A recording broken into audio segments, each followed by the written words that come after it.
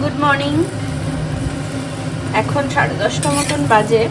তো এখন আমি একটুখানি এই ওর অফিসের রুটিগুলো একটু সেঁকে দিচ্ছি।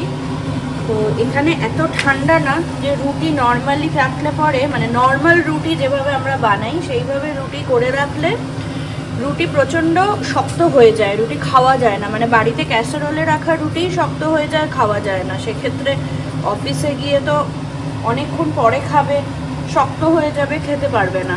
ওই আর আমরা বাড়িতেও খেতে পারি না, সত্যি কথা বলতে এতটাই ঠান্ডা এখানে। তো যে কারণে না আমি কি করি, ওই একটুখানি হালকা করে তেল ব্রাশ করে রুটিটাকে সেঁকে নিই যাতে রুটিটা সফট থাকে। ওই মহারাষ্ট্রে ভীষণভাবে তেল চাপাতি চলে, অয়েল রুটি চলে, যেটা সেই জিনিস আর কি, সেইভাবে একটু করে নিই।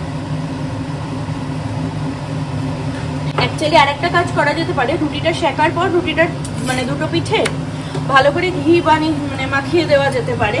কিন্তু ঘিটা রোজ, যেহেতু ডায়াবেটিস রয়েছে, ঘিটা তো রোজ দেওয়া যাবে না। আর ঘিয়ের পরিমাণেরও একটা মানে থাকে, রেস্ট্রিকশন থাকে। যদিও ঘি গুড ফ্যাট, বাট তাও ঘি রোজটা মানে না দেওয়াই ভালো ডায়াবেটিস পেশেন্টদের।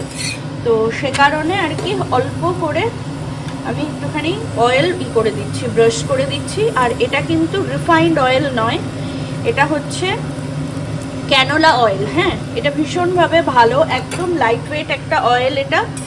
আর এটার স্মোক পয়েন্টটা অনেক বেশি অন্যান্য তেলের থেকে। আর এটা কোল্ড প্রেসড, যার ফলে এই অয়েলটা তুলনামূলক বেটার যে কোনো রিফাইন্ড অয়েলের থেকে। দেখুন এখানে লেখাই আছে, হ্যাঁ, যে ideal for all Indian and western cuisine, cooking, frying, roasting, grilling and baking, cold press, not refined. আর হচ্ছে rapeseed oil, low uric acid, canola oil. এই জিনিসটা স্মোক পয়েন্ট অনেক বেশি অন্যান্য যে কোনো রিফাইন্ড অয়েলের থেকে। আর রিফাইন্ড অয়েলের থেকে তো কোল্ড প্রেসড অয়েল, মানে রিফাইন্ড কোনো কিছুই তেমন একটা ভালো না। তো রিফাইন্ড অয়েলের থেকে কোল্ড প্রেসড অয়েল অনেক বেশি ভালো। দেখুন অনেকগুলো কিন্তু আমার হয়ে গেছে। আর তার সাথে এই যে গরম ধোয়া ওঠা চা খাচ্ছি। চাটা খেতে গিয়ে প্রথমেই জিভটা পুড়ে গেছে আজকে সকালবেলা। চাটা জাস্ট আমি মাইক্রোওভেনে গরম করেছি, কারণ মা সকালে উঠে চাটা বানিয়ে রাখে, আমি তারপরে উঠি। তো চাটা গরম ছিল প্রচণ্ড, মাইক্রোওভেনে দিয়ে গরম করাতে ভীষণই গরম ছিল, সেটা খেয়াল নেই। আমি ঘুম চোখে মানে ব্রাশ করে নিয়েছি, তাও একটা ঘুম ঘুম ভাব থেকে যায় ওই চোখে। আমি ভাবলাম চাটা খাই, একটা চায়ের মানে এইটা গেলে, চুস্কিটা গেলে ঘুমটা কেটে যাবে। আর সঙ্গে সঙ্গে পুরো টাগড়া জিভ পুরো পুড়ে গেল একদম। খেয়ালই ছিল না যে সদ্য বার করেছি ওটা ওভেন থেকে। আজকে টিফিনে দেওয়া হয়েছে এই যে আলু কুমড়ো ভাজা, যদিও কুমড়োগুলো বেছে দেওয়া হয়েছে, আলুটা কমই দেওয়া হয়েছে।